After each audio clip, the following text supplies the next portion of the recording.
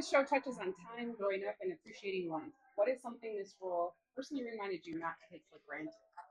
Oh wow, that's such a great question. Just off the bat. It really has taught me that like your time is your time and you must use it with the people you love doing the things you love, even if that requires strange methods. At least that's what I've learned with my character. She's not always the most normal, I'd say, about going about getting what she wants, but like all of it comes from how much she loves Kim and how much she wants her to like have an amazing life. And so I think it's really taught me that to just grab life by the balls, like I say in the show.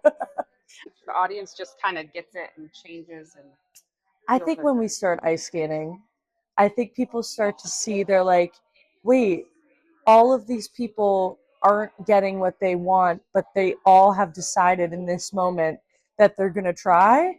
In whether that's successful or not, it doesn't matter. It's like that moment of trying. Even with the kids, it's like they're like, I'm out skating with my crush and like I'm facing that. And I think that's when everyone's like, I feel this, I get this. And then tour life can be wild. What's the most unexpected or funny thing that has happened to you on the road during this tour? Oh my God, such a good question. The thing that's popping into my mind immediately is we were in Des Moines, Iowa a couple weeks ago, and we just stopped into this dive bar. Honestly, I had to pee, but then it was such a great vibe that we were like, let's get a beer, whatever. And then in walked four golden retrievers and their owners, and it became like the craziest vibe. And then we ended up staying there for like 3 hours. So it's stuff like that. One word that describes, or a few words, your character. Oh, audacious. Audacious. She's gonna say what she means. She's gonna do what she wants. And she's gonna say what we're all thinking and are too afraid to say. So I gotta say audacious. Like when people leave the show, what do you hope they Oh, I hope take? they I hope they just are like, I really saw myself or I saw my relative and I have an appreciation for them. And maybe things like, I don't know, I feel like it helps me understand my relatives and be like, everybody's just doing the best they can with the tools they have. And I think that that like sparks a lot of conversation, which is interesting. How long have you been with the tour? I opened the tour with the rest of the company in September of 24. So we've been here for a minute. Yeah. What is something this role has personally reminded you not to take for granted? Oh, it sounds cliche, but it's really just about living your life to the fullest. I mean, if if you're prepared to let life fly by, it will. So I think that a show like this will really ground you in what is important to you and in making sure you live your life as full as you can. Can you describe, like, tell us about your relationship with Kimberly? Yeah, I was a fan first. So my fiance Emily over there plays Debra. Um, we got engaged in November. Um, she took me to see Kimberly Akimbo off Broadway at the Atlantic Theater Company in New York City in 2021. And right after that, I was just like, I have to be a part of this. I texted my agent. I was like, it's probably going to transfer to Broadway.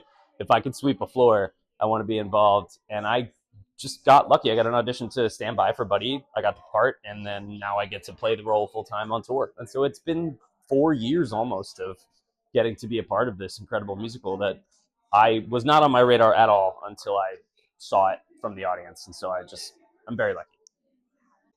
At what point of the show do you think audiences really get like what the show is about? The Oh, that's a vibe changes. great question.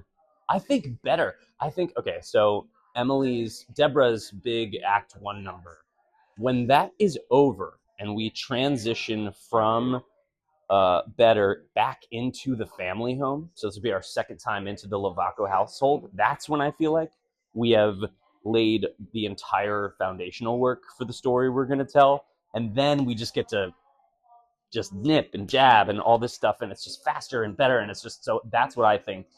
Once we have done that, which is about 35 minutes into the show, then I think we're off to the races for Yeah. sure. And when they leave the show, what do you hope they take with them, feel, talk about?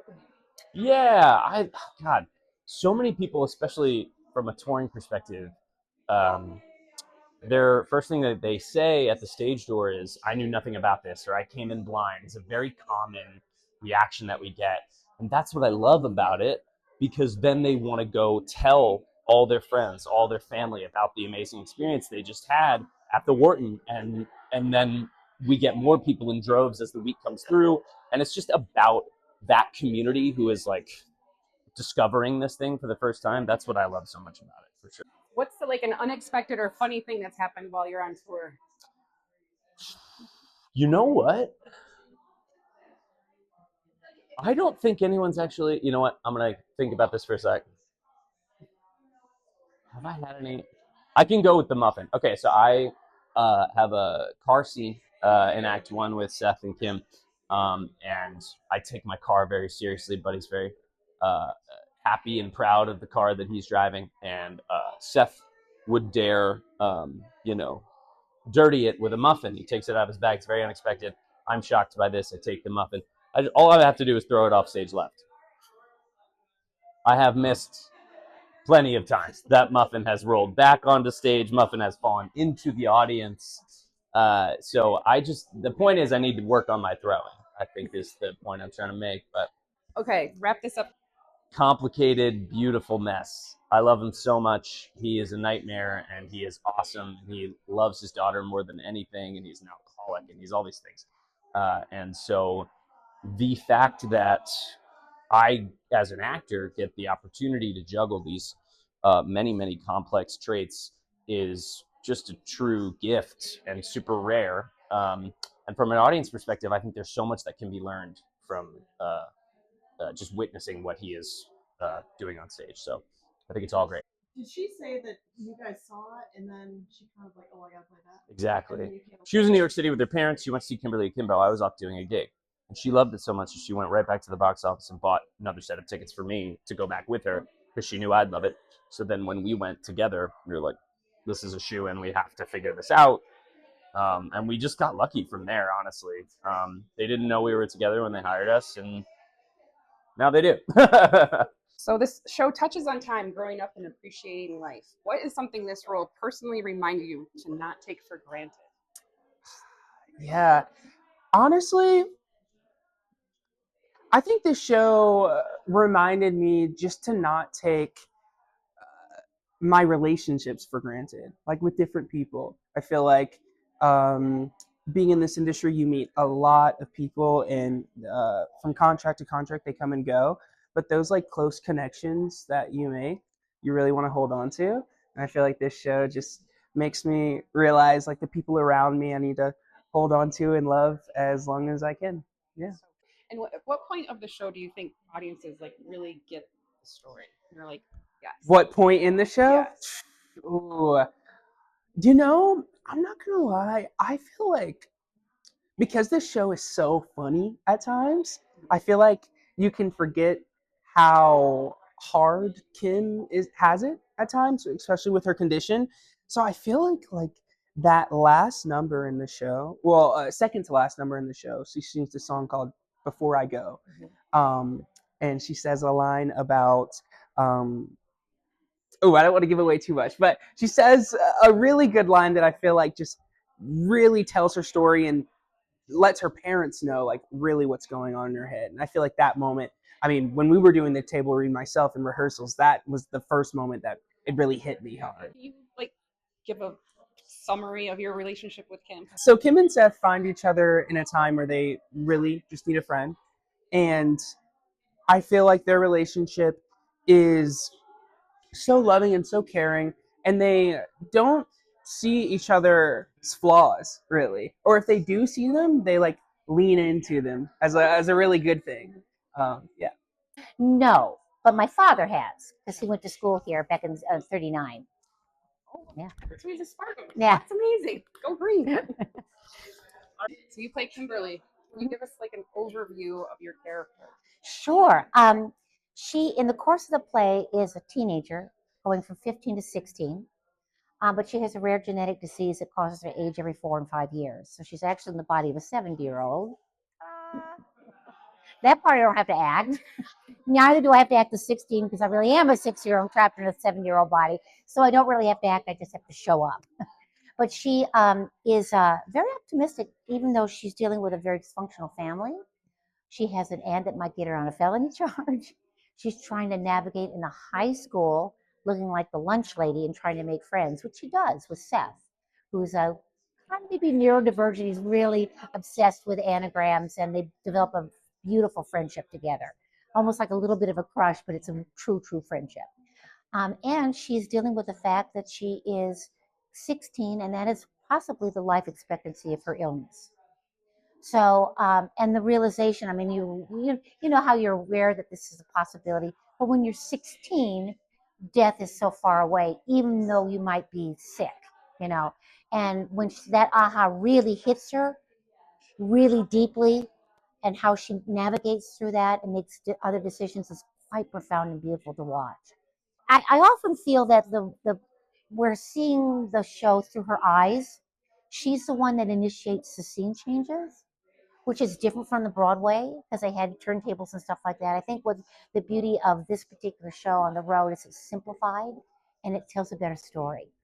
What is this something that this role has personally reminded you to not take for granted? Oh, I'm already there. I mean, I already, as a 7-year-old, don't take anything for granted. And she does too. I mean, she really gets that. You know, this is something that most people don't talk about, Kimberly, is that if she's in the body of a 7-year-old, that means her prefrontal cortex is in. 16-year-olds don't have that yet. That doesn't happen until 25.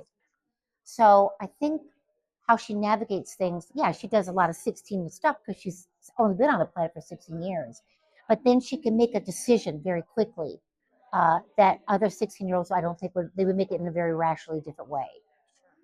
Part of that is Before I Go, that beautiful song towards the end when she's talking to her parents, when she realized she can't heal them. She behaves like a 16-year-old and wanting to run away and go.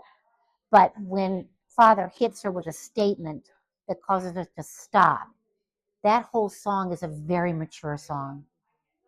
And that's very beautiful part about Kimberly, is she can make that aha moment and that realization and tell such a truth that her parents are still. They can't, that is an incredibly beautiful moment in the show. What do you hope people take away when they leave the show? Like, what do they talk about? How do they feel? I think that you feel good about yourself. That in this crazy, I'm going to start getting teary eyed because it really is my heart. The world is nuts right now, but we have to stay centered, and we know that life is short. So just throw your hands in the air and go, wee, what can you do? Do you have a few words that describe Kimberly or a sentence? Quirky, fun-loving, optimistic, and full of heart.